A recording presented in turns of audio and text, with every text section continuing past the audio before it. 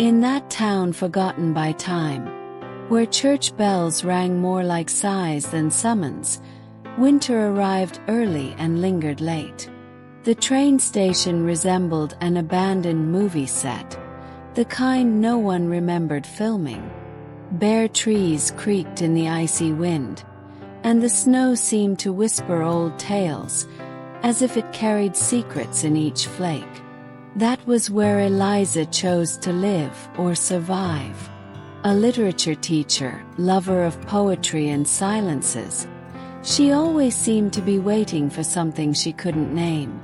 Every afternoon, she sat on the same worn wooden bench, a notebook on her lap, watching the 5:17 p.m. train arrive and leave.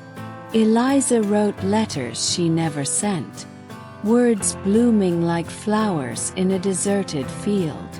There was a fiancé in her life, Martin, a good man, predictable as a Swiss watch. He didn't hurt her, but neither did he ignite her. Eliza was made of storms disguised as calm, and the world around her was made of routines too safe for her restless heart. Until one afternoon, when the snow felt heavier and the wind more unforgiving, something changed. He arrived, long coat, solemn gaze, and a book of Rilke's poetry in his hands. He didn't seem lost, more like misplaced in time. His eyes were gray like a sky about to snow. He paused at the platform like someone recognizing a place they'd only seen in dreams. He sat on the bench beside Eliza without a word, just smiled with a corner of his lips that said, "I know you're waiting for something too." That day, he boarded the 5:17 train, and came back the next day, and the next, always at the same time, always with the same book, always with the same silence. It wasn't a romance, not yet. It was like a dance where bodies don't touch, but the music already sways the hearts. Eliza began to notice the details. Adrian, the name he murmured almost like a confession, wrote in the margins of the book. Fragments, phrases that seemed to converse with her letters. One day he dropped a page. "Waiting is also a form of love." She tucked that page between her notebooks like a relic. The mystery grew with the days. Adrian had no phone, didn't wear a watch. An old man at the station swore he had seen him decades ago, wearing the same clothes. Eliza laughed, but tucked the doubt inside her chest. She began digging into the town's old archives. Among sepia photos and moldy documents, she found something that stole her breath. An old photograph of the station, dated 1947. In it, a man identical to Adrian smiled beside a woman who was identical to her. The days became living poetry. The conversations, always brief, carried the weight of eternity. Adrian listened more than he spoke, but his eyes told of losses, promises, and worlds that never met. One day, as the snow fell like a veil, Eliza touched his hand. It was warm, real. But inside, she felt something held him on the other side of an invisible line. Eliza didn't sleep that night. The kiss still burned on her lips, not with fire, but with a kind of timeless sorrow. She wandered her small apartment like a ghost, rereading every letter she'd ever written, as if somewhere between the lines she could decipher Adrian's truth. The next morning, she returned to the station earlier than usual. The platform was empty, the wind harsher, the silence more profound. But something had changed. A newspaper, folded and abandoned on the bench where Adrian once sat, caught her attention. an article circled in blue ink. Local historian reopens cold case of couple vanished in 1947. The photo was the same one she had found in the archives. Beneath it, the names: Adrian Muller and Eliza Gardner. Her knees buckled.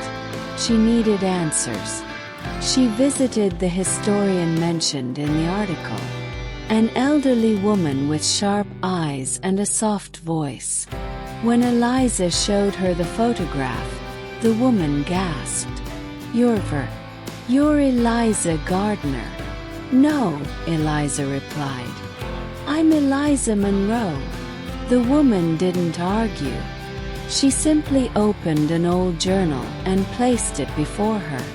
Inside, Adrian's handwriting, the same she'd seen in the poetry margins. Pages filled with longing, regret, and love that transcended lifetimes.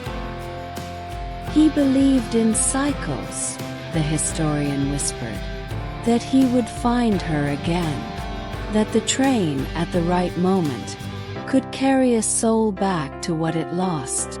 Eliza left with the journal pressed to her chest. It felt like holding a heart that had waited decades to beat again. Winter deepened. The town was veiled in white. Eliza became a shadow in motion, half here, half somewhere else. She barely spoke to anyone. Her classes became quieter, more lyrical. She read Rilke to her students with a tremble in her voice. Then one Thursday Martin returned. He stood in the doorway of her apartment, snow clinging to his coat, eyes heavy with a love that no longer knew its place. "I had to know if you're still mine." Eliza looked at him as one looks at an old home. Familiar but no longer fitting. "I'm not even mine anymore." He nodded, tears welling. "He changed you." "No," she said gently. "He reminded me." They embraced, not in passion but in gratitude. For years shared. For endings accepted.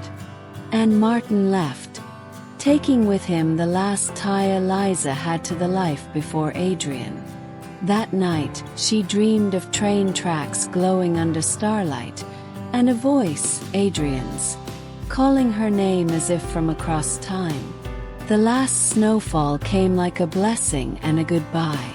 Eliza walked to the station one final time. The 5:17 train arrived, but this time, it didn't leave. Adrian stepped onto the platform just as he had that first day. But his eyes, they were no longer weary. They held the calm of someone finally whole. "Eliza," he said, as if breathing life into the name. "I remember," she answered. "Everything." He reached for her hand, and this time there was no veil, no cold distance, no invisible line. Just two souls reunited. As they boarded the train together, the world didn't end. Simply paused. The train vanished beyond the snowy horizon. A week later, the townspeople found a sealed envelope on the bench of the old station. Inside, a single note. "Some loves are too big for one lifetime." And beneath it, a photograph. Adrian and Eliza, 1947. Life. Smiling. Forever. The snow seemed to remember. Each flake whispered memories of Eliza and the man who defied time. She began writing again, but not letters. Journals of a love that didn't fit into the laws of the world. The townsfolk whispered that the train hadn't truly left, only moved somewhere eyes couldn't follow. Every 5:17, the wind howled like a name being called. One afternoon, Eliza followed the old tracks beyond the forest. She discovered a hidden cabin covered in ivy, with a single mirror cracked down the middle. Inside the pocket of a coat hung on the wall, she found a handwritten line from Rilke. "There is nothing more faithful than what never came to be." That night, Eliza dreamt of dancing under lanterns. Adrian whispered, "Don't look for me in time. Look for me in love." Days passed. The bench remained empty. But on the 9th day, Adrian returned, older, quieter, with a black dog by his side. "He remembers you," Adrian said softly. The dog lay at her feet like it had come home. Adrian looked at the sky. "Will you still write for me?" "I write because I can't exist without it," she replied. That evening they sat together until the snow stopped falling. Adrian spoke of time as a circle, not a line. To return is another way of moving forward. Back at school, Eliza left a final note for her students. "If I don't return, it's because I've gone where my heart truly lives." She returned to the station with nothing but a journal in her coat. At 5:17, the clock ticked for the first time in decades. The train that arrived wasn't made of metal, but memory, poetry, and light. Adrian waited at the door, ready for the next life. "Only with you," she smiled. The dog boarded first, then Eliza, then Adrian. The train departed without a sound. A scent of lavender and old paper lingered. People say no rails ever ran through that station. Yet at 5:17, some still see a woman sitting quietly, notebook in hand. A letter once found on that bench read, "Some endings are only beginnings in disguise." Beside it, a dried flower, one that only blooms once every 50 years.